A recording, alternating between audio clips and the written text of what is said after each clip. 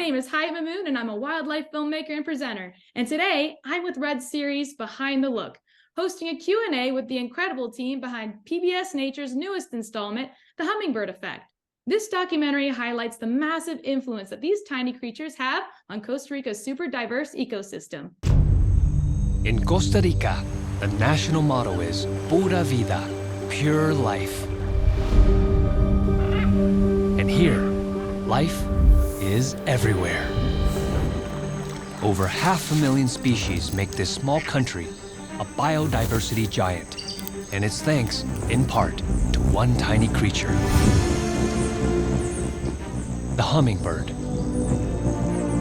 Hummingbirds are the impossible incarnate, masters of miraculous flight, cloaked in otherworldly colors.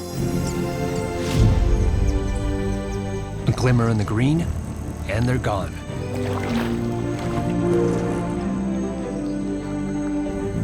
But their effect lingers, bringing flowers to the fields and fruit to the forest, where a whole community of creatures enjoys the hummingbird effect.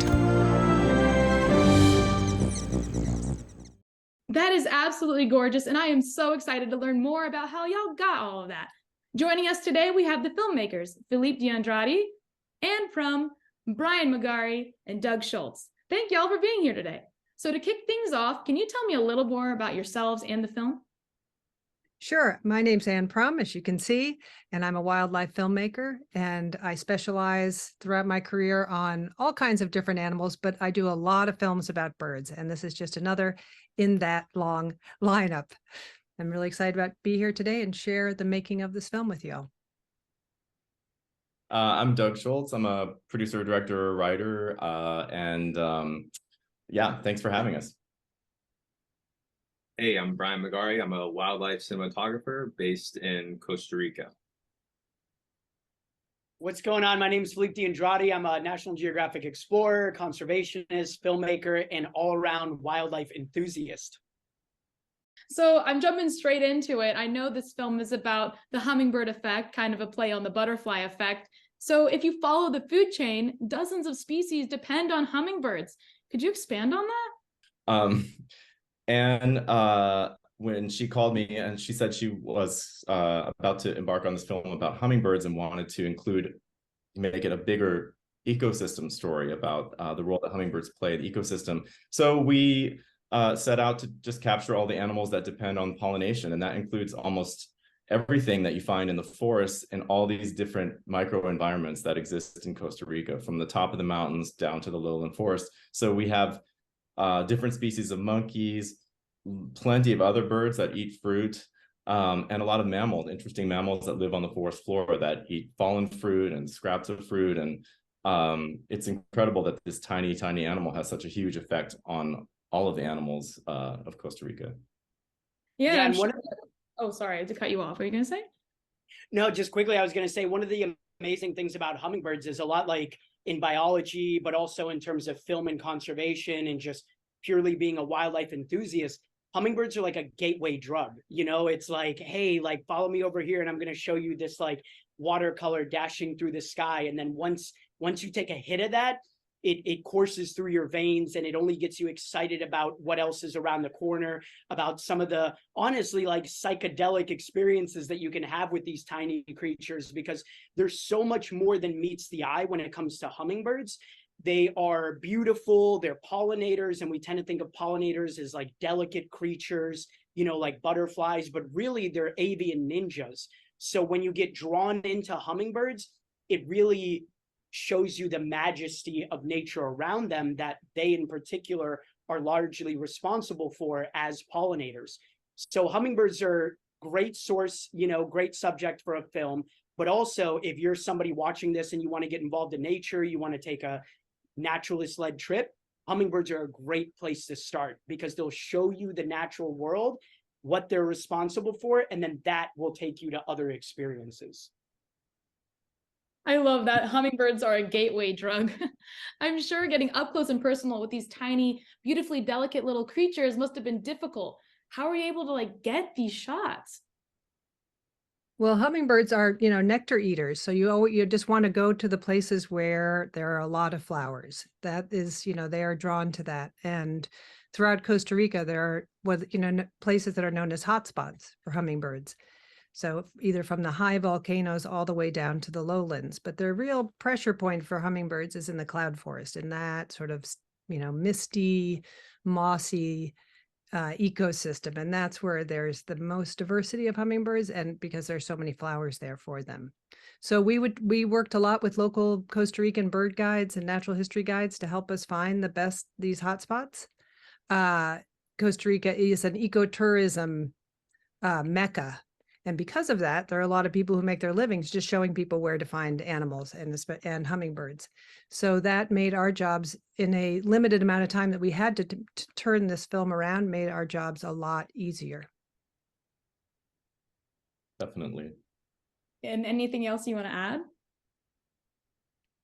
I would just say I was very impressed. As I said, I had never been to Costa Rica before. I know that it's a big ecotourism destination, but it's very easy to get away from the tourist pack and into the wild in a way that I hadn't expected. And these guides that we worked with, these naturalists and guides, there's this whole generation now in Costa Rica of young nature guides who, as Ann said, are making their living this way. And I found it very inspiring to see that there can be a movement basically to encourage young people to appreciate the environment that they have. And Costa Rica is very lucky, considering what's happened to the environment in a lot of the surrounding countries. And so it was great to be able to interact with them and to see that in action, that they really genuinely care about the animals, the environment, and a lot of them are budding photographers themselves. So it was really a pleasure to meet all of them and work with them on this project. And I think they had a great time too. So it was really a pleasure. One of the things about hummingbirds as well is, like, in a lot of folklore and a lot of stories, authors, artists, they make hummingbirds out to be the messengers of the forest. And it sounds a little like cheeky and maybe corny even, but when you're out in nature, it's absolutely true. Like, you can hear a hummingbird, whether it's whipping by at 60 miles an hour in flight, or just buzzing from flower to flower, or even fighting or kind of like staking out their territory. If you're lucky enough to see one, it's an amazing experience, but just hearing it, you kind of start to follow the trail a little bit. And even getting like back to like the conception a little bit of like this story, for us that came to Costa Rica, fell in love with it, for me personally, again, it was the hummingbird that brought me here, but the hummingbird led me to jaguars. It led me to like meeting incredible people. It allowed me to work with Ann, who inspired me to get into this in the first place. I saw her film in 2012 while I was at University of Florida, wanting to make a career out of wildlife filmmaking. And then I saw my first hummingbird on the Appalachian Trail a couple months later, and just hearing it for the first time, but only having ever seen it in video, the message to me was loud and clear. It was like, whatever you got to do to surround yourself around these animals, figure it out. Because the cool thing about hummingbirds is they live in beautiful places. As Ann just mentioned, they're at high altitude cloud forests, they're in rainforest, they're in dry forest, they're along the coast. You can even see them flying over the ocean when they make a 500-mile migration across the Gulf of Mexico.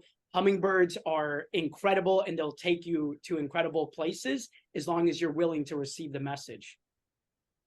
And you were mentioning like how beautiful they are and how magical they can be. And I've had that experience with hummingbirds even all the way out in Colorado. And this one clip really comes to mind when you're talking about that magic. I just want to show you this clip from the film about the coloring on the female white-necked Jacobin. It's a perfect example of how up close and personal y'all got with these hummingbirds. So let's play it once for our audience, and then I'm going to play it again. And when you guys were shooting the sequence, Ann came back by herself when the team realized the potential of the story. So Ann, could you walk us through it as we watch it again? Sure. Sweet. So let's go ahead and play it. A male white-necked Jacobin takes a break from feeding to rest and digest. But there's no rest for these guys. White-necked Jacobins are notorious bullies. Aggressive and territorial around any food source. they're always ready for a brawl.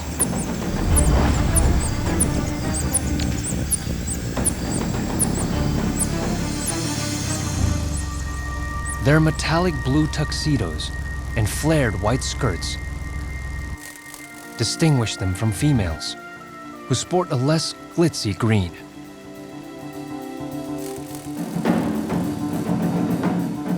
This vast difference in coloration makes females a target for constant harassment.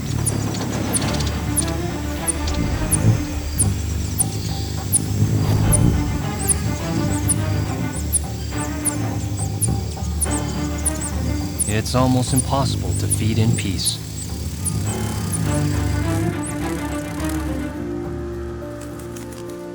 But some females have found a clever solution. And a few of these males have a secret. At birth, all white-necked Jacobins are born with male coloring. As females mature, they shed their vivid colors for a more muted palette. But 1 out of every 5 females holds on to their male costume, keeping their bright blue coloring into adulthood. The disguise lets her slip through the crowd unnoticed. And at a feeding flower, she can linger as long as she likes.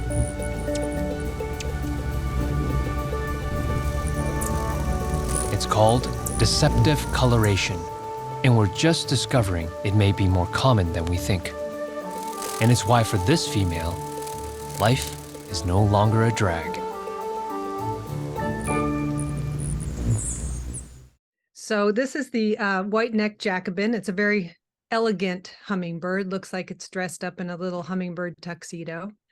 And we had read an article that had been recently published about this hummingbird, that a lot of the females that are normally drably colored, you'll see them a little bit later in the scene, have retained the male plumage. When they're born, they're all in male plumage. And so the females will molt out of that male plumage later in life. But here, these females are using the male plumage to basically as an anti-harassment. Here's a female. That's a female colored Jacobin.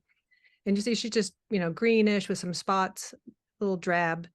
But females get harassed a lot by the males, not only for mating, but also around feeding flowers. So these females who have evolved to look like males get a lot less harassment.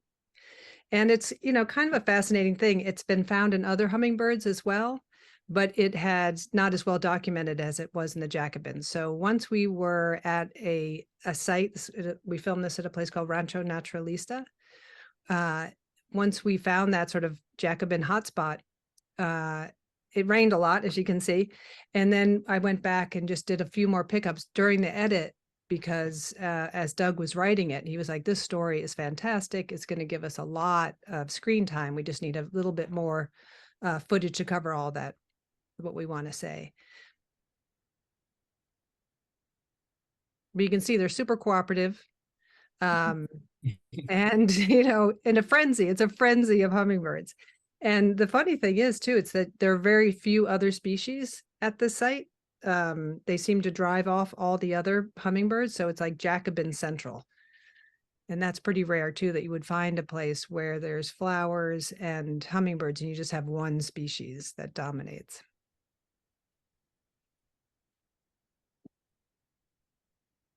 The challenge with them, too, is that they're so white.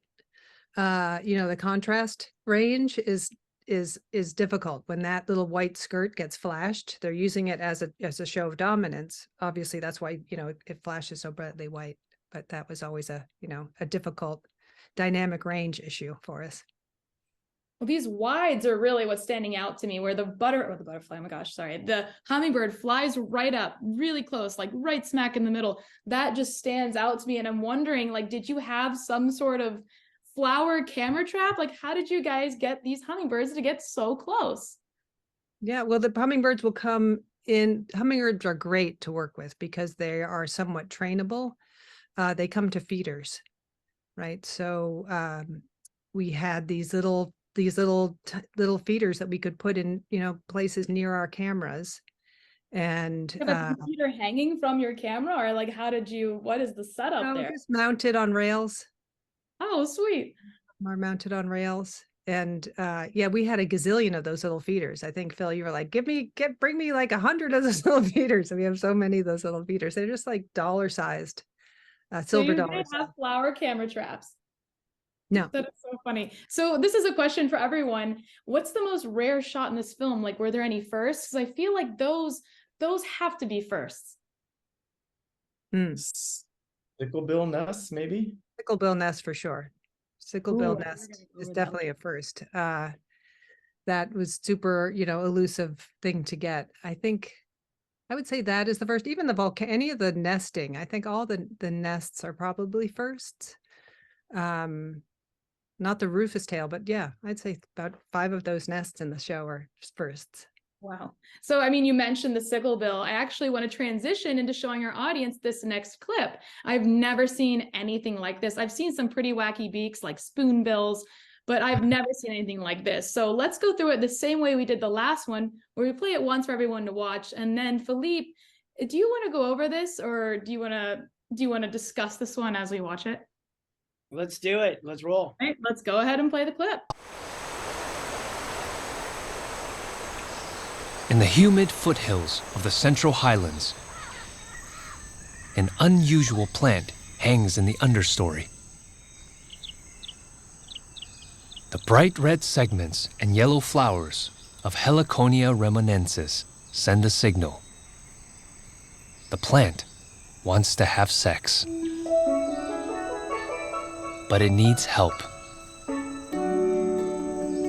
It can't move to meet up with a mate, so it advertises for a go-between. And not just anyone will fit the bill. It offers a sugary reward locked in sharply angled blossoms. And to access it takes a special key.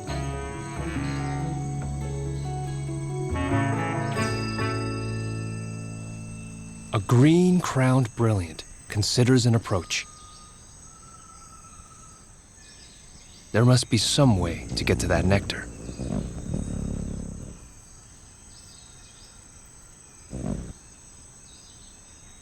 The nectar tube is too deep, not worth the effort. A green hermit might have a better shot. With a curved beak and a bandit's mask, surely she can steal some nectar from a stingy plant.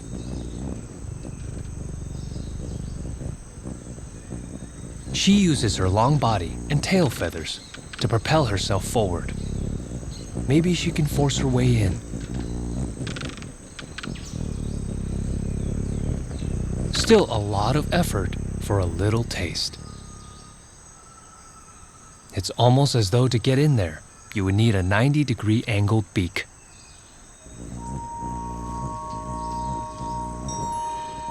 A white-tipped sicklebill stops in.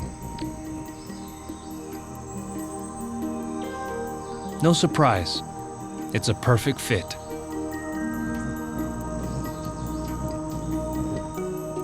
Sicklebills have evolved to specialize in these peculiar flowers. And the plants have developed corollas tailor-made for these sharply curved bills.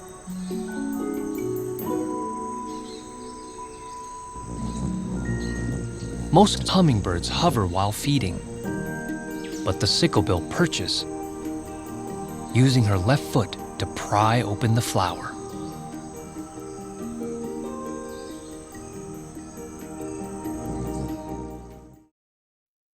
So the sicklebill is, I mean, there's no more basic way to put it. It's an absolute challenge. And it's kind of funny because a lot of the people in the area call it un ave impossible, like the impossible bird. So it's super difficult to see, let alone film. And as you can see from this species of Heliconia, it's got that flower that kind of drapes down and creates a very unique shape. So that is an absolute dinner bell for the white-tipped sicklebill. this bird primarily feeds on one flower, and this one flower primarily gets pollinated by this one bird. So it's a beautiful love story, and both are necessary partners in coevolution. And again, getting back to the challenge aspect, I mean, I once went 6 weeks without showering when I lived in the woods just to win a 12-pack of PBR. How that's relevant? It's not. But you're talking to a bunch of stinky filmmakers, so you're going to have to hear those stories. I'm sorry about it. So getting back to the beautiful aspect of filmmaking, this white-tipped sicklebill would only come around once every like hour to hour and 20 minutes. And I didn't know exactly how long it was taking. So what I actually started doing was taking screenshots of the time on my phone, and then I would write the time down on the notes app. So I have about like close to 2 weeks of my life dedicated to filming just this one bird, between getting it at the feeder and then getting it getting it on the flower and then getting it at the nest. So in this shot, you can see the hermit coming in. He's trying to feed. It's almost the right size, but not quite. And then later on, you'll see the white-tipped sicklebill come in. But why the timing and why like logging the behavior was important was because it allowed me to anticipate the behavior of the bird. And that's an incredible lesson for any like budding or aspiring filmmakers to pick up on, is you want to anticipate behavior. You don't want to react to it, because if you can anticipate it, then you're going to cover the behavior from beginning to end. So as you can see the sicklebill coming in, positioning its head just to pull the bottom petal down and then stick it in there. And you can see that like little hat that it's got on. It's got almost like a little bald spot, or like it's rocking a yellow yarmulke, if you will. And that yarmulke is all pollen. That yellow tip on the top of its head, that's just a collection of pollen, which means that it's going to feed. It's going to go and feed on another flower, and it's going to literally breathe life into every single thing that it's touching. So it's not only beautiful, it's not only rare, it's not only unique, it's also critically important. So the preservation of this flower is critical to preserving this bird. In preserving this bird, you preserve this flower. So it's a unique story to tell because it's incredibly challenging to get, but again, it's also extremely important. And then later on, we were able to get a nesting scene. I had one of the local guides hit me up, and he was like, dude, I found a nest. It's over in River. It's in a super rare, like difficult to get to spot. Let's go. So then I went and I spent another week over there getting the bird, nesting, coming back, feeding. And again, altogether, it was about 2 weeks of my life spent with this bird, but it was incredibly worth it, because sometimes in filmmaking, you get to get the shot, but what you're left with is the experience, the moments. And that's what changes you. That's what creates that spark to keep going, is to get more of those delicious life moments, if you will. So did these birds, you know, if these birds evolved at the same time as this plant? Like they evolved for each other? Yes, they did. Wow. You can see it with a lot of species, not just of hummingbirds, but other pollinators as well, where a flower and its pollinator will evolve in tandem. And so some of them have very long bills. In South America, they have sword bills, where the bills are really long, and there's these particular red flowers that have a tube about this long, that you can't imagine what could possibly pollinate it. And then it's just a perfect fit, like a glove. This one happens to be very extreme because of this angle. But yeah, it's one of the best examples. It actually was perfect for us because we did not expect to get this bird, because they're so difficult to find and very skittish. And it was actually the first shoot that we were all on together when we got to this spot and started filming this. And it's a perfect way to introduce that idea of coevolution, and also just the sort of ABCs of pollination for people who don't understand how a bird can help plants have sex, which is basically what they're doing. So yeah, and I think it's important to say, this has happened over, tens of millions of years. So this bird didn't look like this tens of millions of years ago, nor did the plant, but they've driven each other to this extreme over, millions of years. It's hard for us to get our brains around that time scale, but 10 million years ago, the sicklebill didn't look like the sicklebill we have today. Right, nor did the heliconia look like it looked like. So they've been driving each other, and what it does is just make sure that pollinator is totally faithful to that plant, right? Yeah. that sickle bill is not going to go someplace else. It's like, I've got you. Other hummingbirds that just have straight bills, they can feed on anything. They're generalists, so they are not specific. But this kind of system, once it starts, it's like it just keeps going and going and going. You get these extremes. So the sicklebill can't feed on any other flower. It can feed, but it's not as successful, right? Yeah, because it probably has to go in like upside down, kind of. It's heavy. You can see on that little heliconia, it would grab it with its foot, and where it grabs and opens settle it. down. And the Anthony, who works there, he would go out every morning and actually look for feet marks on the heliconia, like little scrape marks that were fresh. And that's how he knew it was feeding. If he wasn't there to see it, he would see what was left behind of this little scraped foot mark of the foot that's holding would make this little scrape mark. So, that's just amazing detail of his life, but it also helped us because we didn't know that we were going to find, as Doug said and Filipe said, we didn't know we were going to find this bird. And we stopped at this site, this known hummingbird site, thinking we were going to just film general hummingbirds that were showing up there. And Anthony said, "Hey, I have a sicklebill here. It's been coming by." We're like, drop everything. Wow. Well, and so I wonder if they're left or right footed. I wonder if they prefer one or the other to pull it open. Yes, they always use their left foot to open the blossom. No way. They're left-footed. Weird. I don't know why. Yeah, they're left-footed.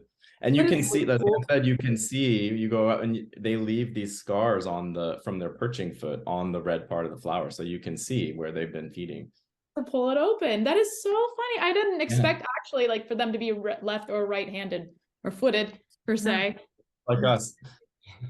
So I'm assuming, I know this takes a lot of time and patience goes into this. How long did this film take you guys to shoot?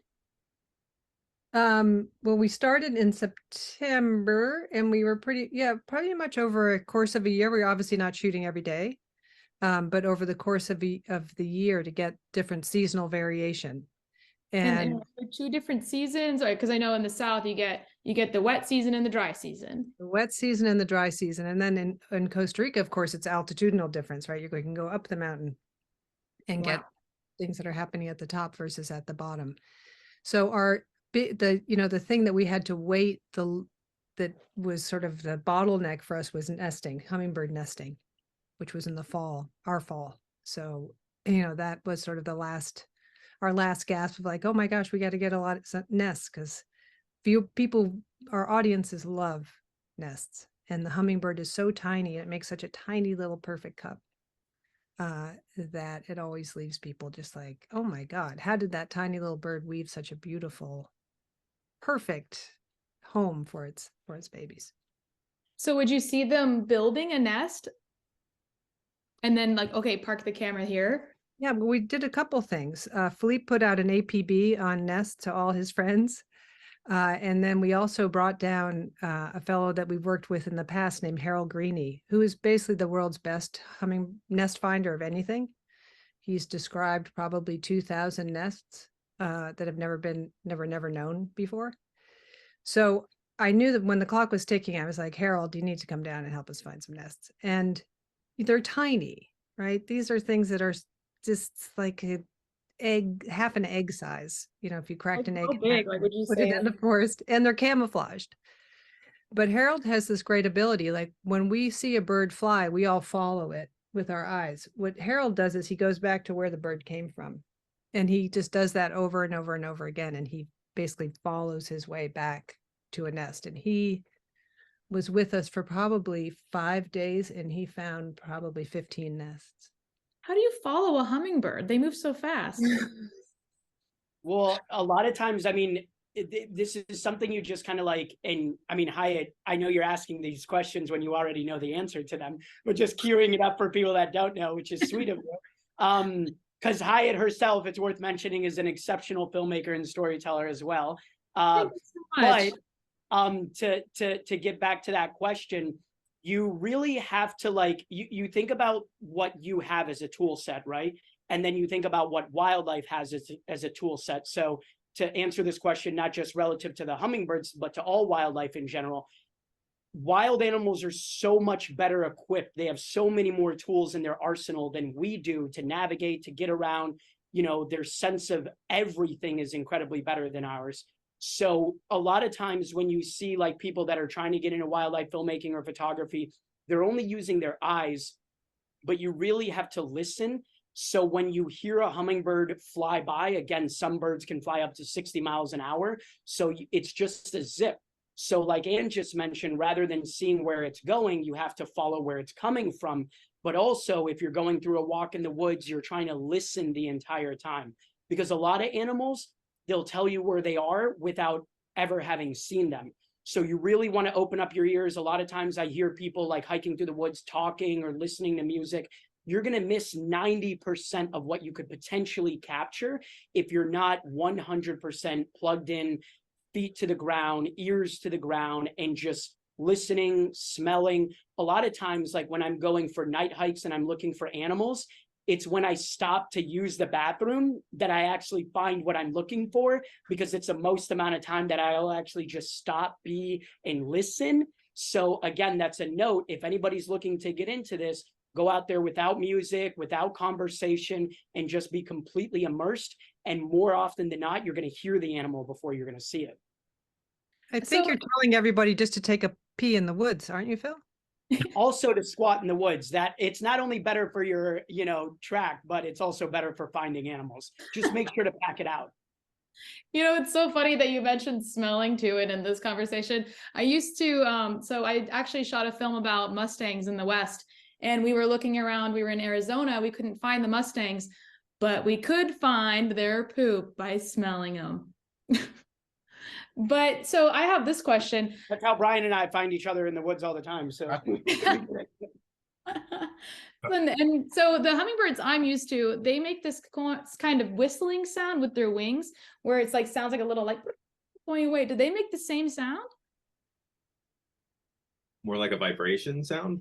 Yeah, like it's like a little, or like almost like a whistle that just like shoots right by. Yeah. Oh. So where do you live? Where do you live, Hyatt? So I live currently in Miami, but I spend a lot of time in Colorado with my parents. Yeah. So some of the, different hummingbirds have all different wing shapes and tail shapes, and they make some of them sound like they have like a loose, change in their pockets. Yeah, that's it. Yeah. Yeah. That's probably Anna's, has that loose change kind of sound. Yeah, it's like a very soothing sound to me. Yeah. Yeah. Yeah. So they each have get a lot different, and they different chirps too. So you can identify, who's flying by. Once you start to identify, oh yeah, that loose change sound, that's that one. So fun. Another way to identify them. So this is another question I have. How would you know where they're going to land? And you were saying where they're coming from. How do you know where they were going to set up on this like stick and to see, okay, they're going to go right smack in the middle? Yeah. Yeah. Well, sometimes, they get sort of landing pads, just like any bird will come to a place where they can kind of observe the scene, right? Just like, oh, this is the good one if I'm here. And they'll battle over those too. If it's near, a hot spot of feeding, whether with a feeder or with flowers, they want to sort of be above, the other ones. So you can pretty quickly learn where those spots are. And yeah, there's a lot of watching for patterns. You just, once you see it happen twice, then you get fixed in on that spot because that bird is going to land there again. And then once you get it, then you watch where they go next. So there's a lot of that. Waiting so you see, around. like, this stick is the place to be. I'm gonna go be on that stick. That looks like the hottest hummingbird spot. Yeah, where I can. They're like people. Yeah. I remember talking to a hummingbird biologist, and he was, basically like, if hummingbirds could talk, they'd be throwing F-bombs everywhere, right? So they're supercharged, they're hyped up on sugar, they're aggressive. Everyone thinks of them as delicate and beautiful, but they're not. They just love to fight. I think they enjoy it. They're like fighting over the feeder all the time. Yeah, and they can do so much with their wings that it's got to be just play for them. So they want to be in that position where they can dive in and cause some trouble the easiest they can. I relate. So what's my next question is, what was your biggest challenge? Brian, you got to answer this one. You got to. I had a very small part to do with this, but for me, the biggest challenge He had Doug to and I- road trip with me, so No, that was honestly, the biggest challenge I thought was when we were doing some of the motion control time lapse stuff in the mangroves. For whatever reason, the tide was very odd. Usually, tide goes out about 6 hours later, comes back in, but we were waiting out there for at least 6 hours, and it just didn't start. It didn't come in until the last like hour up until high tide. It's just all at one time. Everything just rushed in. It's just go, go, go, go, go now. Yeah, it was just like a go, go, go thing. But yeah, that, and then bringing all that camera gear on pretty much little kayaks going out into the mangrove. And I did a scout before we went out there, and at low tide, I don't know if you've been in a mangrove before, but you just it's like quicksand, right? Like, so you're just in thigh deep water, or I'm sorry, thigh deep mud, and like pulling your leg out, and it's like a suction cup stuck into the ground. Yep. So getting to some of the locations definitely took a little bit extra work. Kayaking and then climbing over basically what feels like rebar, these all those mangrove roots and things. Brian was mounting a camera on dollies under the mangroves and then launching the drone, and we were kayaking waiting for the tide to come back in, which didn't come for some reason. It eventually did. And then escaping the rain at the end of the day. Yeah. I get that, the go, go, go moments whenever, you're sitting there all day and then suddenly it's happening. Everybody panics, but you have to stay like mentally ready. Like, this is the moment, we're going to do it now. Everybody move quickly. I had a shoot recently in the Dry Tortugas where it started raining as we were filming some turtles being released, and it was just go, go, go, go now. And luckily my cinematographer, she kept her camera running, and that was such an important part. But just that go, go, go moment, that's the epitome of wildlife filmmaking. Yeah, it really is. Everybody says F8 and be there, but the being there, that's the hard part. And that's what a lot of people don't realize, is just like getting to location is harder than actually getting the shot a lot of times. For sure. That's just like going back to that shoot with the Mustangs. We were in the desert and we had to walk for so many miles in the heat, and it wasn't even really sand, it was more like dust. So just getting there to get the shot is huge. And I'm sure a lot of research and prep went into this, knowing where to go. How did this team come to be? How did you guys meet up and say, okay, this is it, this is the team, let's prepare for this, let's go? Yeah. Well, I can start that. I was trying to pitch a series or a story about Costa Rica, wanting to get away. As was post-COVID, things were just starting to open up. And I knew my husband and I were going to move there for 4 months, and I was trying to get a film lined up. And I had some irons in the fire, but nothing for sure when I landed in Costa Rica. But then shortly thereafter, like 2 days after I landed, Fred Kaufman of Nature called me and said, I would love a story in Costa Rica. What do you got? And I started talking about some things. He's like, let's just do a hummingbird show. Because we had done 2 hummingbird shows previously, and his viewers really enjoy them, so that made perfect sense. And then I thought, well, let's do something different, right? Not just a typical hummingbird show. So let's make it the Hummingbird Effect, how the hummingbirds affect an ecosystem. And then I called Doug, who I've known for years, and I was like, Doug, we need to quickly write up a proposal pitch for this made up idea I had. I think I'd read a paper recently about, something to this effect, but what could we really do it? And then, of course, Filipe and Brian live in Costa Rica, and I had been in touch with Filipe in months leading up to this, and I knew that they would be, hands on deck, ready to go, know a lot of places, know a lot of people, know great areas for everything from scenics to drones to, where to get beautiful scarlet macaw shots, things like that were just invaluable. So pretty quickly we got, it doesn't take much if you have people who know what they're doing and they're dedicated to it. And it was just great that Brian and Filipe lived there. I mean, that made, and that I was living there temporarily, that made the production, run super smoothly. And we could spend a lot of days in the field without having to be flying in, flying out. We could use our time on the ground really efficiently. And of course, you work really closely with local production, I'm sure, and folks living in the area to get to know the hidden secrets. Yeah, they were key.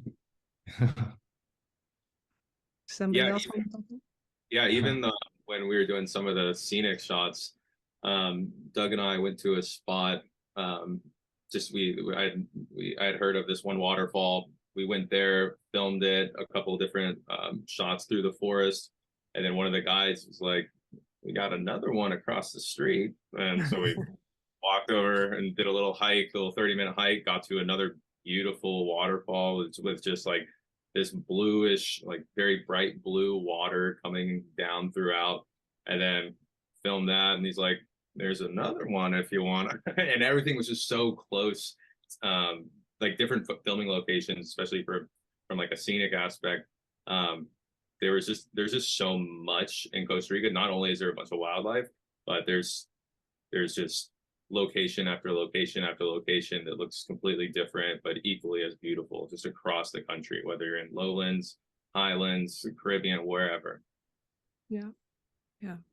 I think that's the real surprise for people. It's just how incredibly diverse it is habitat wise.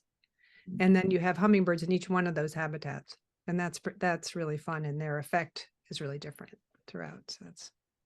And the culture here, I mean, you think about like what Doug was mentioning earlier about this kind of like new generation of conservationists, photographers, filmmakers, like they are like, I'm Brazilian, right? We do booty lifts and soccer. That's about it. There's a couple of other things we do well, but we do those two things particularly well. So when you think about what Costa Rica does well, it does the culture of conservation, the culture of wildlife, the culture of ecotourism. This is a country that for a lot of years, it was going in the opposite direction. Up until about the 70s, it was, leading the way in deforestation. And then in the 70s, in the 60s, 70s, they really started turning it around. And at one point, it was the fastest regenerated and reforested countries at a rate on the planet. So they really saw an opportunity. One of the great presidents here, Pepe Figueres, he abolished the military. He took a lot of that money, put it into education, put it into quality of life. It's why the average lifespan in Costa Rica is over 80 years. It's why, the Happy Place Index in 2012 rated it the happiest country to live in the world. And what a coincidence. They also have over 30% of their land protected, whether it's national parks or land trusts. So all that nature, all that clean air, all that being outside and being in wild places, it's not just good for the animals, but it's also good for us, and it's good for the economy. So Costa Rica has proven that, their nature is worth more alive.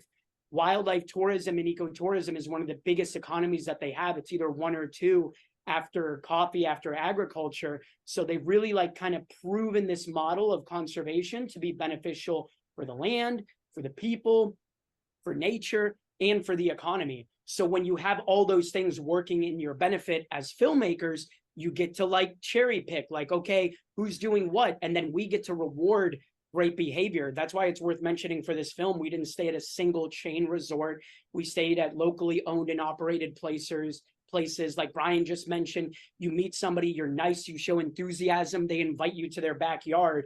It's a little bit different in the States where it's like, oh, don't talk to strangers. Here it's like, talk to strangers, and if they're excited about wildlife, show them your backyard. So they've really used it to their benefit to preserve nature. And so you'd say this is a uniquely Costa Rican story. And by what I understand, listening to all y'all's stories, is that in Costa Rica, the environment really dictates the culture. Absolutely. Yeah. They really are very passionate about protecting it. And even so, I've taken several drives with people that have lived here for 4 or 5 decades, and they'll tell me see all this area right here? This all used to just be one big farm, and we'll be driving for 3 hours and you wouldn't see a tree. Now there's nothing but forest in that area. And they take a lot of pride in that, and they continue to carry the torch in that as well. Yeah, it's really cool. Super cool. We should also note that our narrator was born in Costa Rica, Harry Shum Jr.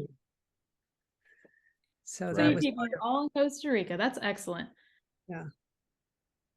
So you were talking about the density, the biodensity in Costa Rica, and it's home to over 500,000 species. And I know you were discussing this before, and you touched on it before, but what really drew you guys to hummingbirds? What's Well, not to love? and it's the hummingbirds. Yeah. What's not to love? This is, hummingbirds were my first hummingbird film was a fantastic breakthrough in my career. So I have a very warm place in my heart for hummingbirds. And that film, that my first hummingbird film, was probably mostly out of focus. The Phantom camera had just come out. It was clunky. You had to operate it from a laptop. It was it was just the early days of that camera. But we were so happy to have anything in slow motion. It was like, oh, it looks great, and we laugh about it now. So I think that hummingbirds are super easy to, relatively, I should say, easy to work with. And, their behavior is fascinating, the way they fly. People are endlessly fascinated with how they fly. And then there's all these great stories to tell about them. When you look at a species versus taking like a lion, a film about a lion, if you take a film that's about a family, you can investigate all the different parts of the family that show how diverse that they are. And so that gives the viewer like a sense of like, wow, this is really rich. There's all these different behaviors through this one family versus just showing one behavior that like a lion or an elephant does. And I think that sort of taxonomic or family approach to films is really fun. And, you can do it with all kinds of things. And it allows you to have a lot of bows in your quiver, and you take the viewer on a little bit of a ride that they don't know what's going to come next, right? It's like, oh my God, now they do this? You're kidding me. I thought they just they were just in this one lane, but you can show all the different lanes that evolution has given to the family and all the different ways that the family has evolved, and sort of subtly talk about bigger science stories, but not have to, get too sciencey. You let the birds do the work for you. And I think those kinds of films for me are really fun and really gratifying to make. And so you had discussed that before you were filming on a Phantom. What is the frame rate that you were using? Because it is just, I was watching it and I could not, because I've seen hummingbirds move so fast. Yeah. So, and like, how did you catch the actual beats? Yeah, all different ranges. I think Filipe, and who also operates a Phantom, we've everything from 999 frames a second down to, 240, depending. Like the bigger ones, you can go a little bit lower. You can go shoot at 240, bigger meaning only, this big. But the little tiny ones, like the volcano hummingbird, which is teeny tiny, you really have to be up at 900 to slow that little bird down. You can actually hear the difference in them whenever they're flying next to you. Like one is the volcano is just like, it's just a fast vibrating sound is whipping by your ear, and the other ones are still like just a little bit different pitched. Like it's interesting whenever they're flying really quickly next to you. And the other thing too is everybody thinks about frame rates when it comes to birds, but when you're working in a place like Costa Rica, which is mostly jungle, rainforest, cloud forest, you got to have low light abilities. So when you're following something like the sicklebill deep into the forest where it's difficult to walk, it's difficult to navigate, think about sunlight trying to penetrate the forest floor. It's pretty challenging. So I'd say at this point, me and my Red Gemini are Facebook official. I probably spent more time with that camera than any human being on the planet. So being able to film, whether it's in 5K or 4.5 or 4K at 120, but then shoot clean at like up to 12,000, that was an absolute game breaker for this film, because with almost any other camera, you're going to have to compromise the frame rates and drop down just to get the exposure. But low light was the name of the game in this film. Like you'll see a lot of the shots, there's sharp contrast. Like when I was filming the sicklebill nest, for example, there was no light hitting the nest because they nest in this very particular way where they take spider webs, they wrap it around moss, and they enclose a leaf. So there's, it's kind of a secret spot. So no light was hitting it, but in the background, light was hitting trees and it was making it completely overexposed. So you have a lot of like super challenging moments as a filmmaker, especially for hummingbirds in particular in the forest. So we had to have an onslaught of gear, but low light, high speed, those two things were the name of the game. I was going to ask if you brought lights, because I swear it seemed like they were like perfectly lit. Yes. Of course. If we can light them, we will. That's what I was saying. I was like, they have to have lights. They have to have lights. But then I understand the They're Gemini. meant for lights. They're iridescent, so Yeah, they're that's what I'm meant to saying. have light. Yes, and And they how they change take the oil, colors depending on where the light is coming from. So and they take the oil from the gland that's like above their tail to make them glisten. Like, what a joy to film. yeah, So they that really are. actually brings me to my next question. So where I come from in the American South, whenever we come back from any adventure, we always talked about the peaches and the pits, and the peach being our favorite part and the pit being the opposite. So what are y'all's peaches and pits? Huh.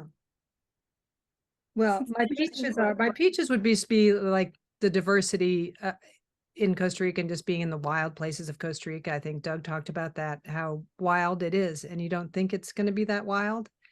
And you can get out there and there are no people. The pits would be how many times I had flat tires. Oh, really? Because once, I mean, Costa Rica is a developed country. It has great roads, but once you get off those roads, oh dear Lord. So I probably had 6 or 7 flat tires, but Costa Ricans being Costa Ricans, super friendly, super helpful. You know, we had people stop and help us and drive us 40 minutes into town and, you know, help us find a tire that matched and bring it back to our car and help us put it on. Because Doug and we blew out 2 tires in like 40 minutes.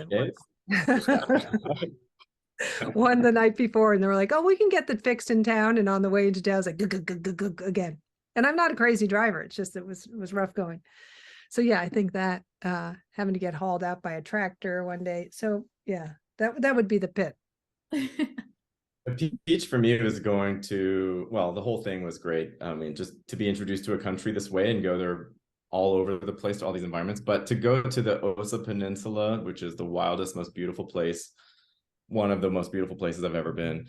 Filipe and I were there for about a week filming scarlet macaws and a bunch of other things in Corcovado National Park, monkeys, and I mean, tapirs, you name it, we were filming it. And it just felt, it was one of those moments where you just feel like this is, yeah, I'm really happy that this is my job. I don't know if I had any pits, honestly. I gotta say, this was a pretty good one. What about you guys? And what about you? Peaches, just not having to physically travel like in an airplane away. It's nice being located in Costa Rica and not having to, you can just get in your car and go. In the pit, yeah, I mean, there's not really bad pits. I mean, it takes a long time to drive because the roads are really windy, but that just means you get to enjoy the scenery. So it's not really a pit. Girl, you want to talk about peaches? I got a whole bushel of them. What do you want to hear? Like, I mean, I could spend all day talking about like my favorite moments and the stumble upon experiences. To name a few, you know, when Doug and I were filming Scarlet Macaws, I spent like almost 2 weeks previously before the shoot looking exactly where to film Scarlet Macaws because I wanted eye level shots of them flying. And we found this closed down hotel that this wealthy guy bought, turned it into like his vacation getaway. We were filming Scarlet Macaws eye level. He let us film up on his balcony. And then they bring us out margaritas. And then the local, who was a musician, started serenading us from the bathroom because it had great acoustics. So here we are filming Scarlet Macaws eye level, mating in a tree with the ocean in the background, getting sang to. It's like, you know, where else can you have that experience? It's not exactly up on Yelp. I don't think any you know, operator offers that yet. And then there's things like, it was a crazy peach. That was one of the crazy peaches I've ever had. No peach in that pit, honey.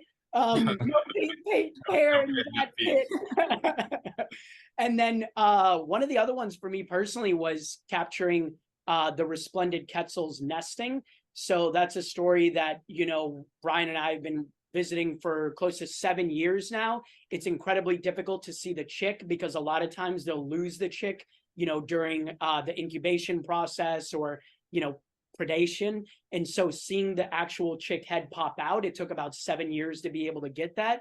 So this last year, I actually got to film it for my birthday. I saw the resplendent quetzal chick for the first time. So filming that nesting sequence on my birthday and then unfortunately, all the other chicks in the area died last year, but luckily the year before, Brian and I went and covered it at about 4 different nests. So we had that footage already in the can that we could kind of like make this sequence out of.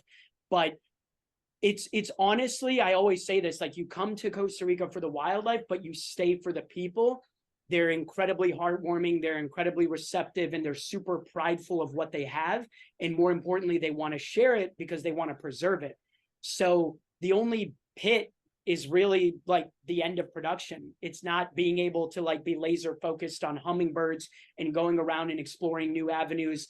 And as I mentioned before, hummingbirds are the messengers of the forest. They'll take you to such unique places. And so now we just kind of have to redirect and look at other animals to show us Costa Rica. But that was the hardest part, was ending production. Well, that sounded like a great birthday present to get those shots. Sure. For sure. And that's an incredible bird too. I love that whole sequence. Another thing that people won't expect to see. What's that? Yeah, just said it's all peach, no pit. All peach, no pit. All peach. I was gonna say, when you were talking about the glittery feathers, that was just like, that sounds like a big old peach. But so I know a lot of people, and there's a lot of people watching this that are interested in becoming wildlife filmmakers. If y'all had one piece of advice to give to people, what would it be? And that's a big one. It's a big one to boil it down to one piece of advice. Just get out. I would say don't give up. You know, if you know, if I looked back on how hard it was to start to be in this career, I might have been daunted. But if you just keep yourself focused and narrow, and keep your eyes on the prize, and you really love animals, and that's what you want to do, just keep at it. Just keep at it. I agree. Everyone else?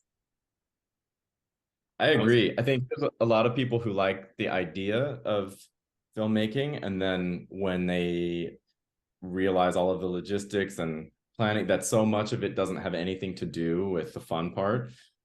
I think those people kind of fall away, and then there are people who just want to do it no matter what. And I think, yeah, like Ann said, I would just say, just do it. Do what you can to make something, and just keep trying it. And I think the people who are really passionate and motivated to do it, do that and end up like all of us.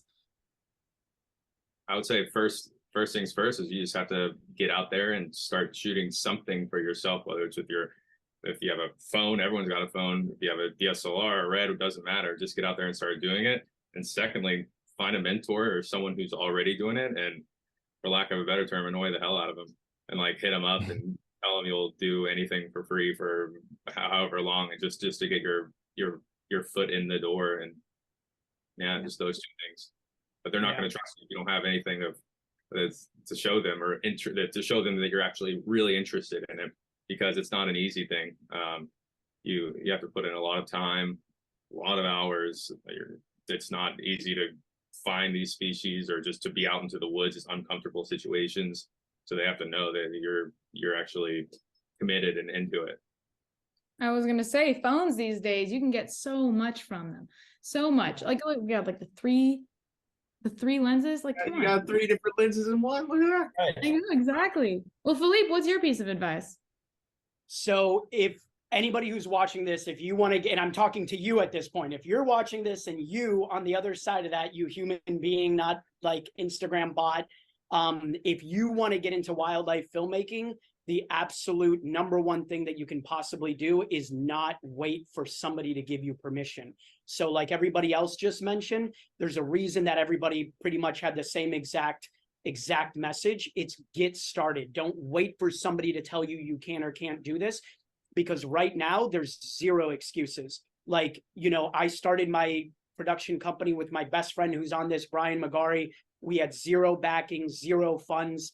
I grew up as an illegal immigrant, you know, in the United States for 20 years, raised by a single mother in poverty. We started a company with no means. We bought a van, converted it into a camper, put a ton of equipment around inside that thing, and traveled around the country and annoyed people until we got chances.